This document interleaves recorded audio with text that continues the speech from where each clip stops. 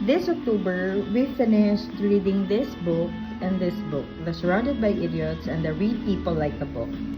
So, ang Surrounded by Idiots, ang content of this book is teaching you how to read people's behavior and to characterize people by their behaviors.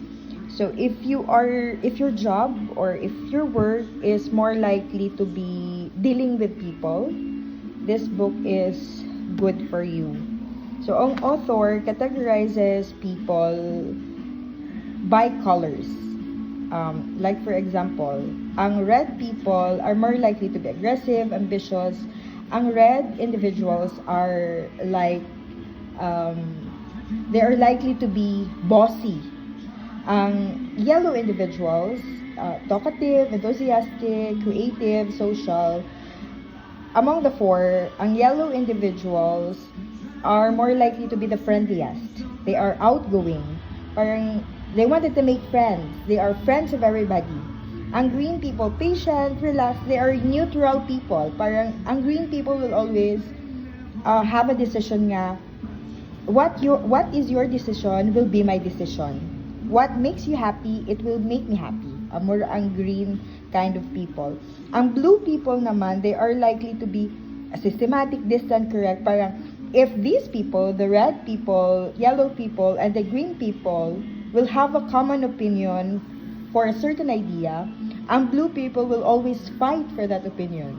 The blue people will always have his or her own opinion na contradicting to the opinion of other people, of the red, yellow, and green. So, amora. So, ang Surrounded by Idiots, parang they are teaching you to learn your own characteristics or your own behavior so that you can deal with other people, because you will try to know nga, those people are red people, those people are yellow people, those people are green people, para you will know how to understand their characteristics and their behavior, para at the end of the day, you can learn to go along with other people with different behaviors. Like for example, if you are dealing with people na red people, and then you ask that red people, where are we going to have a lunch? Like for example, your husband. You always ask your husband, where are we going to have a lunch? And then your husband will tell you na, miskin diin lang. So if you're dealing with the red people, you will not ask the red people na, where are we going to have a lunch? You should ask the red person na, where are we going to have a lunch?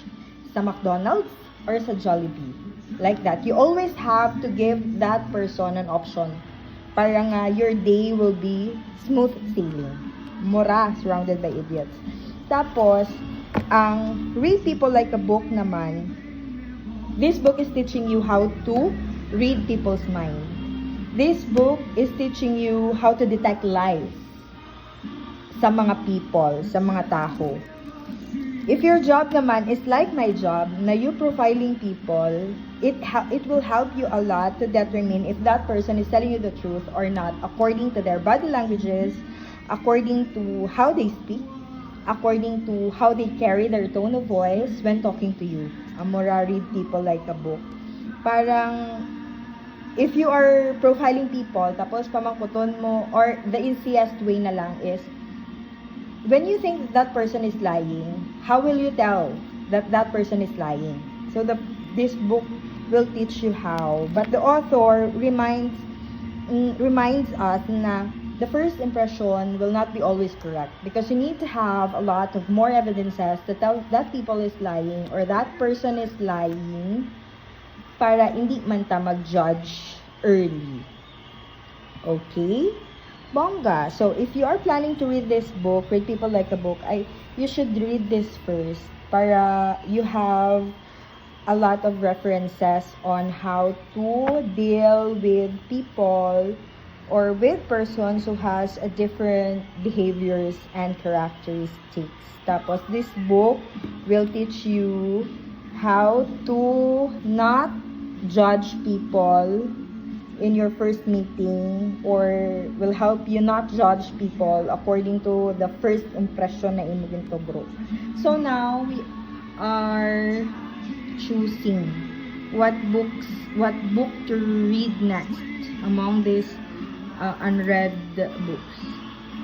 It would be The Courage to Be Disliked, The Seven Husbands of Evelyn Hugo, Becoming Hers in Anger, You're Not Enough, The Strength in Your Scars, The Mountain is You, It Ends With Us, It Starts With Us, What I Wish I Knew When I Was 20, The Art of Being Alone, Your Best Year Ever, or You're Going to Be Okay. But I think I will be choosing this. I will be reading this book next, The Courage to Be Disliked. Okay, yan lang.